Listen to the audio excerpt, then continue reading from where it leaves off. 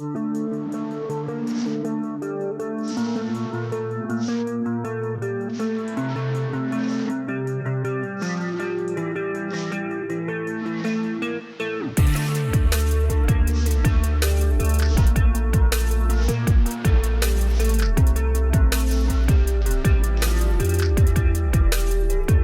come back to my channel. High in the Himalayan mountains, men risk everything for a strange treasure, honey that doesn't just taste sweet, but can send your mind into another world. One bite can make you hallucinate, leaving you dizzy, euphoric, or lost in visions. It's so rare that people pay hundreds, sometimes over $1,000, for a single kilogram.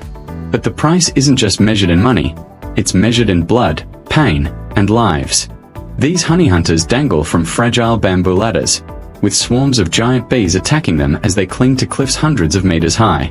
Today, we follow their dangerous journey, uncover the secret of mad honey, and see why people are still willing to risk death for a few golden drops. Nepal, a country resting under the towering Himalayas, hides a treasure unlike any other: mad honey. To outsiders, it's simply a rare, exotic treat. But to the Gurung people, this honey represents bravery, faith, and traditions passed from father to son for generations. What makes it so extraordinary is its effect on the human body. Just a spoon or two can trigger vivid hallucinations, a wave of euphoria, and a dreamlike state. Beyond its unusual effects, it has been used in traditional medicine for centuries, said to ease joint pain, strengthen the heart, and even improve vitality. Because of its rarity, it sells for staggering prices, up to $700 per kilo, many times more expensive than normal honey. The secret lies in the flowers. This honey contains grayonotoxins, chemicals produced by rhododendron plants that grow only at extreme heights, between 2,500 and 3,500 meters above sea level. Only the Himalayan giant bee, the largest bee on Earth, can reach these flowers and bring back the nectar that creates this powerful honey. This tradition has existed for thousands of years, passed down through generations. Preparing for the hunt is as critical as the harvest itself. For 3 to 4 days, the men carefully build bamboo ladders, stretching as long as 30 meters, tied together with ropes made from wild plants. These ladders are their only link between life and death. One loose knot could mean disaster.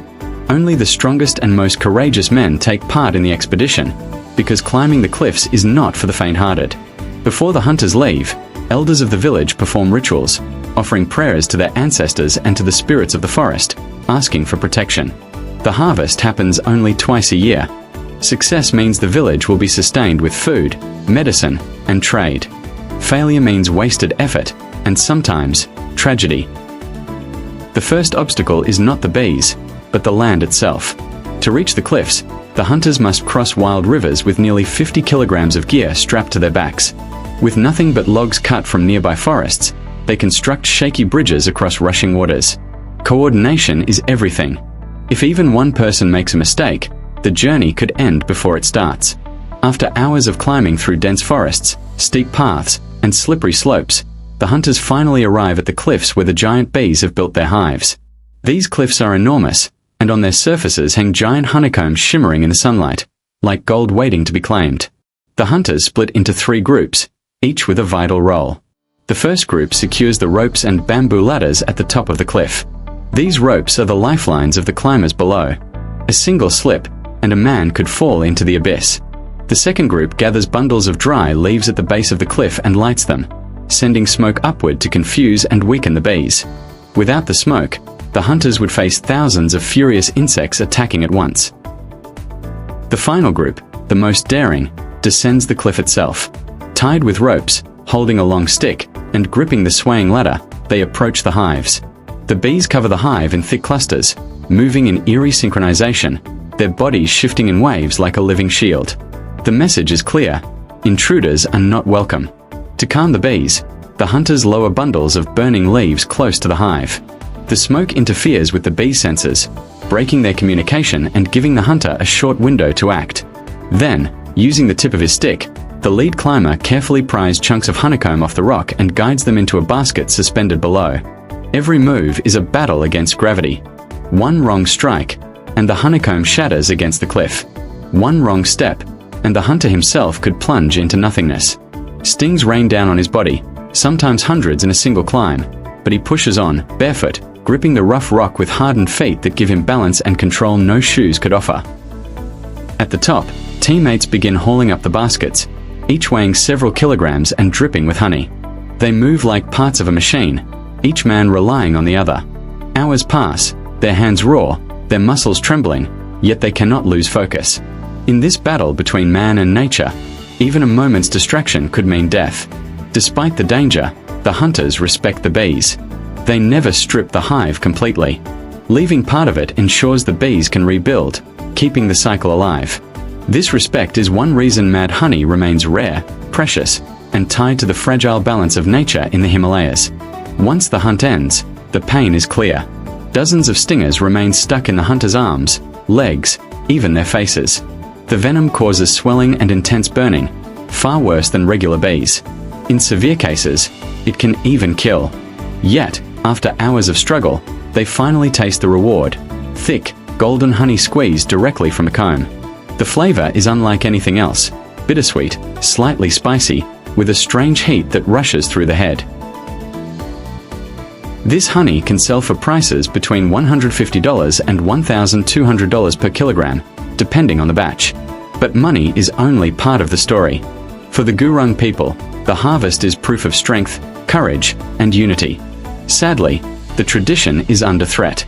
Deforestation, climate change, and urban migration have reduced the number of bees and hunters. In just a few decades, the hives have decreased by half. Many young people are leaving for cities, unwilling to take part in such a dangerous task. In some countries, including the US and parts of Europe, mad honey is even restricted or banned because of its powerful effects. What we see today may be the final chapters of this tradition. Each climb is more than a harvest. It's a ritual of respect for nature, a connection between humans and the wild cliffs of the Himalayas. But honey's journey doesn't end here. Across the world, beekeepers also dedicate their lives to harvesting honey, though in far safer ways. In places like South Dakota, the harvest begins when honeycombs are sealed with wax, signaling the honey is ripe. Farmers, dressed in protective suits, use smoke to calm the bees, gently brushing them off the frames before collecting the combs. Unlike the Himalayan cliffs, the focus here is efficiency and sustainability. Beekeepers always leave enough honey behind for the bees to survive winter. The collected honey frames are transported to processing facilities where modern machines help filter, purify, and package the golden liquid. Yet, despite the technology, beekeeping remains a craft rooted in patience and care. At the factories, the honey is carefully warmed, not boiled, so it flows smoothly without losing nutrients. Machines remove the wax caps from the combs, and high-speed centrifuges spin the frames, pulling honey out with the power of force while leaving the comb intact for reuse. Even the leftover wax is recycled into candles, cosmetics, or new hive structures. Next, the honey goes through filters to remove tiny bits of wax and dust, until it shines with perfect clarity. Large tanks gently stir it for a uniform taste and color.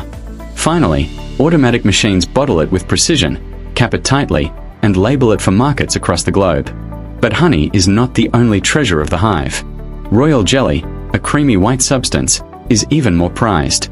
It's the exclusive food of the queen bee, giving her strength to lay thousands of eggs daily and live far longer than worker bees.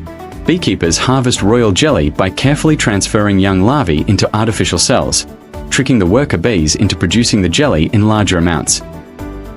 Collected in tiny quantities, royal jelly is incredibly valuable, rich in nutrients and believed to boost energy, immunity, and longevity.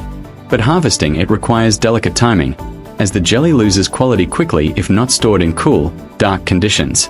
Royal jelly is stored with extreme care. It must be kept away from light and heat because even a small rise in temperature can damage its nutrients. Beekeepers usually refrigerate it for short-term storage, or freeze it for up to 2 years. Every step of this process shows how much patience and precision goes into preserving one of nature's rarest gifts. From the perilous cliffs of the Himalayas to the calm beekeeping farms across the world, honey remains one of the greatest treasures of nature. For the Gurung honey hunters, each climb is a battle of courage and survival. For modern beekeepers, every harvest is a lesson in care and sustainability. But whether it's mad honey that sparks hallucinations or golden jars sold in markets, one truth remains. Behind every drop of honey is a story of human determination and the timeless bond between people and bees. So, if you found this journey fascinating, don't forget to like, share, and subscribe. And join us next time as we uncover more secrets hidden in the natural world.